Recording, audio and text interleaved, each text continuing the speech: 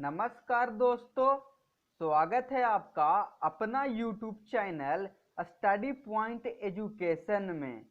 तो दोस्तों, आज का हमारा वीडियो संस्कृत ऑब्जेक्टिव प्रश्न से रिलेटिव वीडियो है। तो दोस्तों, इस वीडियो में सारा प्रश्न जो दिया हुआ है संस्कृत से दिया गया है।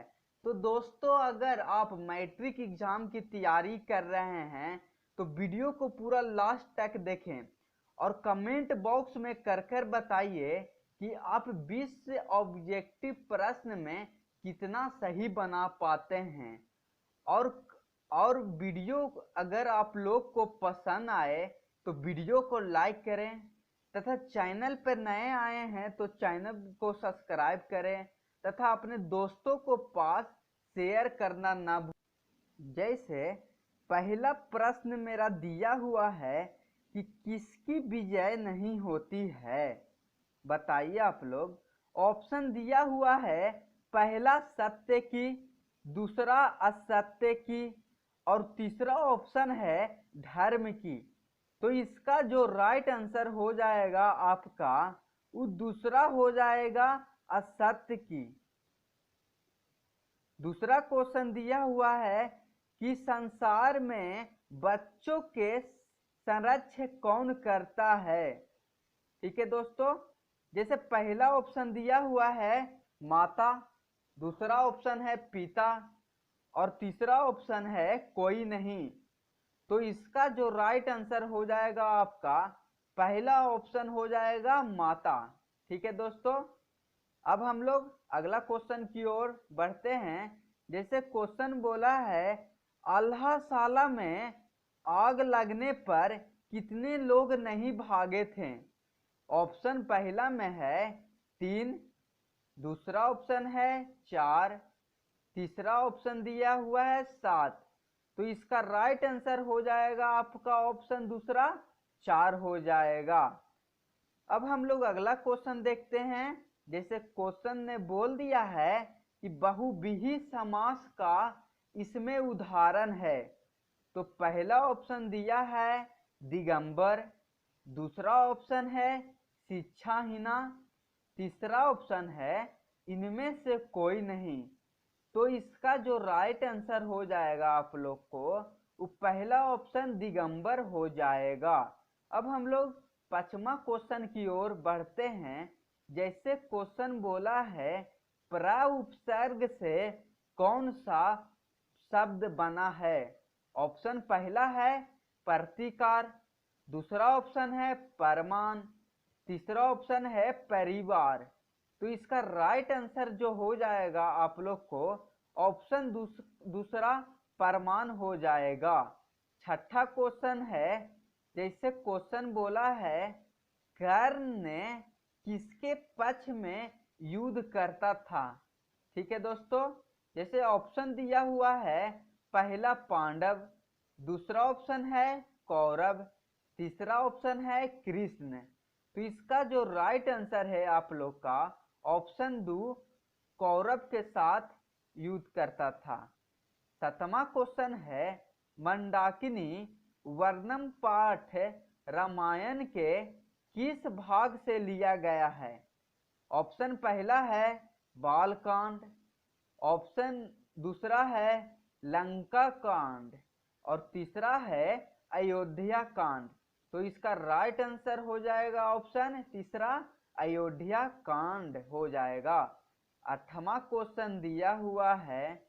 क्वेश्चन ने कहा है कि शिक्षक दलित बच्चे को कहाँ ले गए थे। तो पहला ऑप्शन है विद्यालय, दूसरा ऑप्शन है घर और तीसरा ऑप्शन है क्षेत्र। तो इसका राइट आंसर जो मेरा है वो ऑप्शन पहला हो जाएगा विद्यालय। अब हम लोग 9 क्वेश्चन की ओर बढ़ते हैं। जैसे क्वेश्चन है, भीकन टोला नामक गांव किस प्रांत में है। ऑप्शन पहला है दिल्ली, दूसरा ऑप्शन है बिहार और तीसरा ऑप्शन है असम। तो इसका राइट आंसर जो है ऑप्शन दूसरा बिहार हो जाएगा। अब हम लोग 10 क्वेश्चन की ओर बढ़ते हैं। जैसे क्वेश्चन कहा है, स्वामी दयानंद का जन्म किस ईस्वी में हुआ था? ऑप्शन पहला है 1825, दूसरा 1850 और तीसरा है 1824।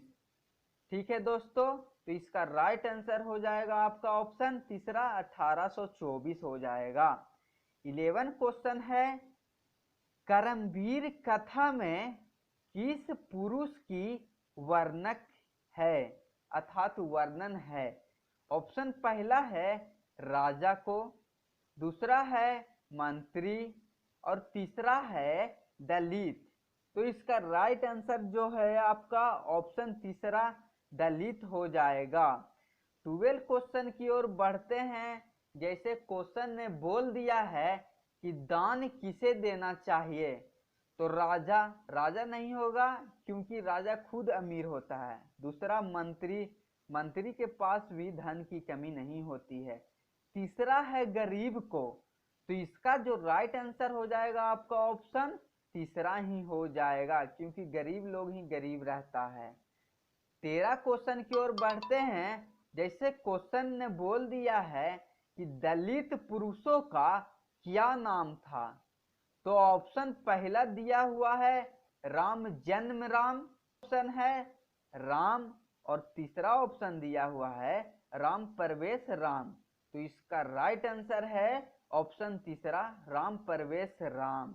अब हम लोग 14 क्वेश्चन की ओर बढ़ते हैं। जैसे क्वेश्चन कहा है, आर्य समाज की स्थापना किस राज्य में हुई? ऑप्शन पहला है मुंबई, दूसरा ऑप्शन है दिल्ली और तीसरा ऑप्शन है कोलकाता। तो इसका राइट आंसर हो जाएगा आप लोग को ऑप्शन पहला मुंबई। अब हम लोग 15 क्वेश्चन की ओर बढ़ते हैं कि स्वामी दयानंद का बचपन का क्या नाम था? ये बहुत ही इंपॉर्टेंट क्वेश्चन है दोस्त। जैसे पहला ऑप्शन है मूल शंकर, दूसरा है दयानंद, तीसरा है विवेक। तो इसका राइट आंसर जो है आपका पहला मूल शंकर हो जाएगा। 16 क्वेश्चन की ओर बढ़ते हैं। जैसे क्वेश्चन ने कहा है, न्याय दर्शन के प्रवर्तक कौन है? ऑप्शन दिया हुआ है पहला में कपिल, ऑप्शन दूसरा है गौतम, तीसरा ऑप्शन है इनमें से कोई नहीं। तो इसका राइट आंसर हो जाएगा आपका ऑप्शन दूसरा गौतम हो जाएगा। 17 क्वेश्चन की ओर बढ़ते हैं। जैसे क्वेश्चन है, आर्यभट्टनामा नामक ग्रंथ किसकी रचना है? तो आपका ऑप्शन दिया हुआ है आर्यभट्ट, दूसरा ऑप्शन है गौतम, तीसरा ऑप्शन है चरक। तो इसका जो राइट आंसर है आप लोग का पहला ऑप्शन आर्यभट्ट ने दिया था। 18 क्वेश्चन की ओर चलते हैं। जैसे क्वेश्चन कहा है, व्याकरण के रचनाकार कौन है? पहला ऑप्शन है कनाद, दूसरा ऑप्शन है पाणिनि और तीसरा ऑप्शन दिया हुआ है कालिदास।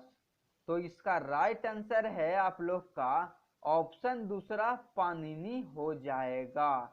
अब 19 क्वेश्चन की ओर बढ़ते हैं। जैसे क्वेश्चन ने कहा है बहुत प्रेम पूर्वक कि उदार चरित्र वाले संसार को क्या कहते हैं? ऑप्शन पहला है परिवार, दूसरा ऑप्शन है मंदिर, तीसरा ऑप्शन है देवता। तो इसका राइट आंसर जो है मेरा ऑप्शन पहला हो जाएगा परिवार। अब लास्ट क्वेश्चन अर्थात 20 क्वेश्चन की ओर बढ़ते हैं। जैसे मनुष्य को कर्तव्य और अकर्तव्य की शिक्षा कौन देती है? बताइए दोस्तों। ऑप्शन पहला दिया हुआ है मुनि, दूसरा है शास्त्र, तीसरा है पुस्तक। तो राइट आंसर हो जाएगा दूसरा शास्त्र।